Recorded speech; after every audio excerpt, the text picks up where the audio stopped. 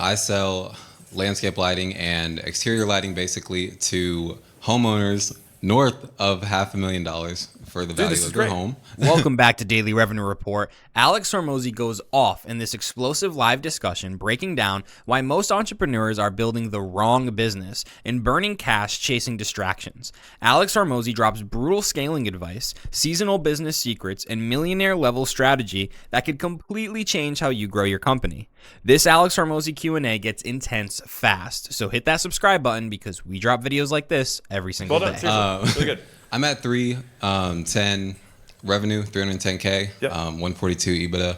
And what's stopping me is I literally make all of that money from that lighting division, temporary lighting, so holiday lighting. So now I know I need to add on landscape lighting, permanent lighting to be sustainable all year round. Okay.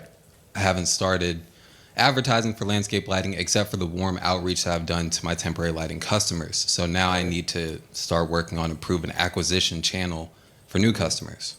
And that's what's stopping me. Okay. You could just run a seasonal business. I mean, look at the Halloween store. They do hundreds of millions of dollars in about 2 months every single year. And it's usually like Christmas lighting type stuff? Yeah. Okay. When you spin that up every year, do you just hire a bunch of temps and then you guys put them all up and then you fire everybody kind of thing? Unfortunately, yeah, but we also have a washing side. I talked to Ed about that. We might kill that. Okay. So I didn't really want to get into the weeds of that. You're good. But I keep a couple on that do washing with me. Washing? So, exterior cleaning, concrete, house washing, gutter cleaning. That's actually a pretty decent business, side note. But, okay. Thanks. You're like, I'm selling water, you know? Like, not a bad gig. Okay, but you prefer the lighting business because it has higher margins and, okay. Yeah. So, two potential ways to think about this. So one way is you look at the Halloween store, which you probably heard of, and they run for 90 days or 2 months, whatever it is, leading into Halloween, and they every year just do more and more of it, and that's the model. And he just sticks to that, and he just takes off the rest of the year. Right. And so then the question becomes, how do I continue to gain access to a scalable workforce that I can basically turn on overnight and train up in a weekend to do all, basically to deliver all these services? So that is not an unattractive business, to be clear. I mean, a lot of people would love to own a business that they only have to work 90 days a year, and they just, I don't want to say chill, but like kind of, right? For sure. Yeah. And so the other 9 months of the year for that business would be you building out the inroads and laying in all of basically building out the rapid work infrastructure so that when people come in, it's just like, boom, this is the training, or like, boom, we send our messages out. You guys have 14 days to respond. And you know that every year you get verbal commitments around the year from 100 people. And you know that translates into 20 people who are actually proficient in work. And so then you just work your basically work backwards from the model. Does that make sense? Yes. So that's the Halloween store path, which I don't think is necessarily a bad path. Like when I have something, you're like, okay, I'm making 310 on 500. I'm like, cool, let's do like 5 million and make 3 million. Like that sounds chill. Yeah. Right? Rather than like, how do I start another business to like give my people something to do in the meantime? Right. So if I'm you, I would probably try and say like, and Layla has a great frame on this, which is when we're looking at two business decisions, there's always problems on either side. And so we ask the question, which problem would we rather solve? Or which problem do we feel like we're more equipped or more likely to solve? This is the key.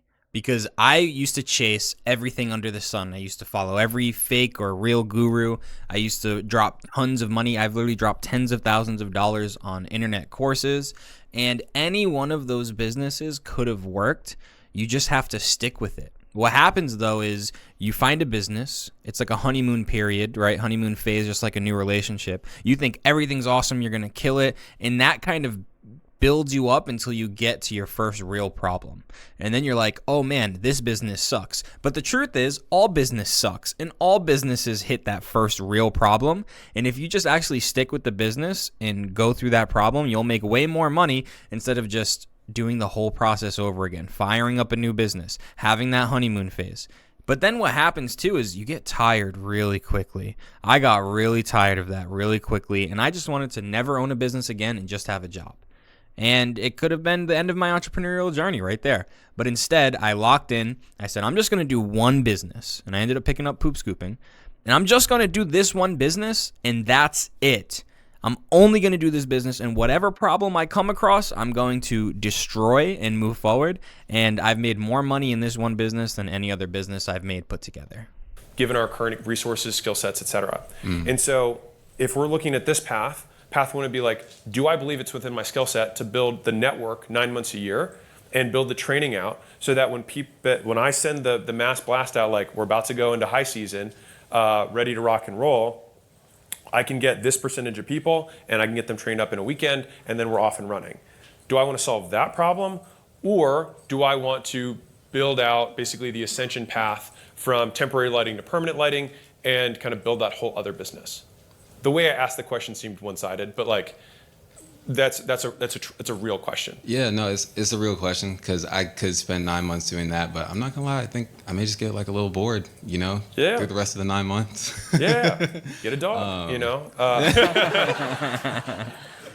Well, one of the things you can do, and like, so I define patience as figuring out what to do in the meantime, right? So we have to figure out something for you to do in the meantime. And so the question is, what can I do in the meantime that could make my core business money during that high season? Yeah. Well, I could probably pre-sell that season all year. So I did do pre-sales basically last month. We do our pre-sale just, get cash flow. And just real quick side tangent. Basically, I went to a permanent lighting training end of last month. Cool. They actually said you can lease that permanent lighting, essentially, year-round lighting, for all y'all that don't really know. Year-round lighting, but basically, have that just recurring every single year. So they're leasing it basically, and then if they want, they could buy it out. So I was thinking about upselling those customers. We have 1 year, 3 year, 5 year contracts, and then upselling the people that are on those contracts for just year-round lighting and say, hey, do you want this thing all year? And it's not going to cost you the $6 to $10K if you don't want to pay that up front. Of course, we'd like that, but then offer that same exact price every single year. I don't think it's a bad model. Which one would you rather do? I think both will work. Honestly, I'm leaning towards just figuring out the landscape lighting, because I don't think it's that hard. Okay. Great margins to add on to the business. In my long-term play of making this scalable potentially to other markets, I would like a full year-round business instead of just seasonal. So I'll say this. It's not that it's not a year-round business in the first. This isn't me trying to convince you of. This is kind of for everybody else too. It's not that it's not a year-round business. It's just that you do delivery for 90 days. Right. You're right. The fact that you're not working the other 9 months is the problem. You're right. Because could we take 500K and make it 5 million if you worked the other 75% of the year? Yeah. Rather than kind of like creating this other business to keep yourself busy. Okay. Like that's how I think about it. Like you're like, man, if I work a little bit, I make 300 grand in a quarter. Well, I'm like, we'll work a lot of it, and maybe make 1.2 million in the next year. That's with zero changes in like current capacity. Yeah. Right. And honestly, you answered my question. If Sammy's in the room, really sorry. I tried to ask her a question. She's like, I need literally 98 other data points, but you just figured it out. Okay. Because that's literally the problem I run into is like, I had to pull all my advertising, all that stuff last season because I hired on all these people. Yeah. Half the people don't know what they're doing all the way. There's no time to train. So that makes a lot of sense. What would happen next is like if you went the other path of, if you decide to do the temporary leasing thing, the demand that you'll be able to generate for temporary lighting will still exceed your capacity with your existing workforce on the recurring work. Yeah. So you're going to have the problem either way. Yeah. So which problem would you rather have? Dude, that right there, what I talked about earlier, this is the biggest thing. No matter what you do, you're going to have the same problems. Just pick a business. Hopefully it's something you at least enjoy a little bit, get you through the tough seasons, and just hit every problem like a Mack truck and just get through to the other side, because that's where the profit is. Okay. That's a you problem. Business-wise, either model works. I would recommend not doing both. Yeah. Okay. Cool. Thank you. Yeah, you bet. Thank you. So Alex Hormozi just absolutely unloaded in this explosive live Q&A. He broke down why entrepreneurs sabotage their own growth by chasing new business ideas instead of scaling what already works. And from seasonal lighting businesses and hiring nightmares to $1 million scaling strategies, he delivered some brutal truths, some savage business advice, and real-world financial lessons that every entrepreneur needs to hear. This intense onstage discussion got raw, aggressive, and insanely valuable fast. So, if you want more of these, you know what to do. Hit that subscribe button because we drop videos like this every single day.